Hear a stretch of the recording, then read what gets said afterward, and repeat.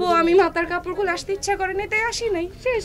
টাকা বেশি পেলে কেন না, সুযোগ পাইলে কি হাত ছাড়া করে।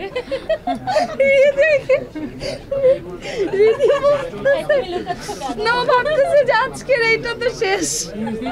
দেখে খুব ভালো লাগছে। গরম লাগছে, একটু গরমও লাগছে, এসি কভার করছে না। তো এই তো রমজান মাসে আপনাদের সবাইকে এই অবস্থা দেখি। তার আগে বলেন রোজা আছেন কয়জন? না না, অনেকের না। এনার্জি অনেক, এনার্জি পাথর দিয়ে ঘষলেও এইটা ঘষলেও আসলে যাবে না। আমি অনেকক্ষণ ধরে এটাকে আপু ট্রাই করেন, উঠাইতে পারলে উঠান আপু, ট্রাই করেন।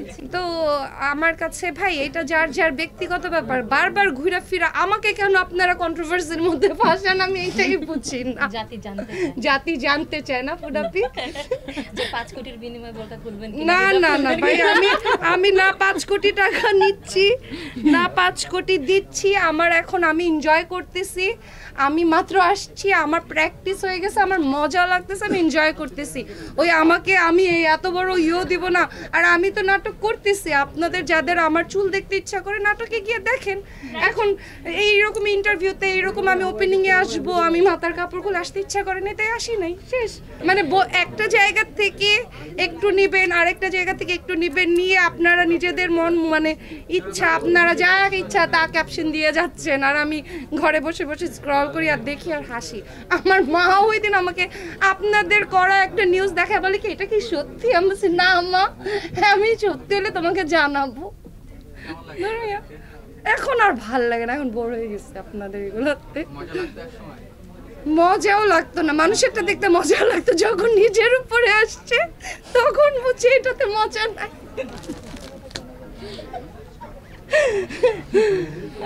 এই তো কোথায় দেখলেন বিভিন্ন আসলামই তো, এটা আজকে আমার প্রথম বিভিন্ন।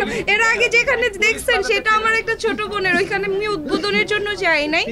তৃষাকে আমি ওইখানে ওকে কংগ্রাচুলেট করতে গেছি। ওর পার্লারে আমার রেগুলার সার্ভিস নেওয়া হয়। তো আমার ছোট বোন ও আমাকে একটা জায়গায় দাওয়াত দিয়েছে, আমি অবশ্যই গিয়েছি। কিন্তু হ্যাঁ, আমি এরকমভাবে আমার কোনো শোরুম অনেক বছর আগে আমার মেজাবিনের একটা হয়েছিল। আর এই বোধহয় আমি অনেক বছরেই একটা, তাও আমার কোনো এক সাংবাদিক ভাইয়ের শোরুম। তো আপুদের কালেকশনও ভালো দেখলাম। So okay, why not. আমি যখন দেখলাম রিদি আছে, ফুডাপি আছে, মুসে ওকে তাইলে দেখাও হয়ে যাবে সবার সাথে। এটা তো এখন বলা যায় না। এই যে আজকে আমার শুটিং নিয়ে আমি চলে আসছি, দেখা যাক। টাকা বেশি পেলে কেন না, সুযোগ পাইলে কি হাত ছাড়া করে।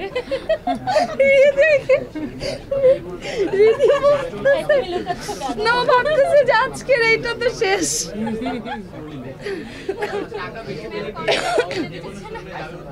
না ভাইয়া, আমার আসলে এত সময় নেই, এটা হচ্ছে সত্যি কথা। আমার নিজের বিজনেস আছে, আমার নিজের কাজ আছে। আমি জানি না আসলে, মানে আমি জানি না। আমি একটা কথা বারবার বলি, আমি জানি না আগামীকালকে কি হবে। সো আগামীকালকে কি হবে এটা চিন্তা করে আজকে আমি হাই হুতাশ করতে চাই না। কালকে দেখা যাবে কি হয়।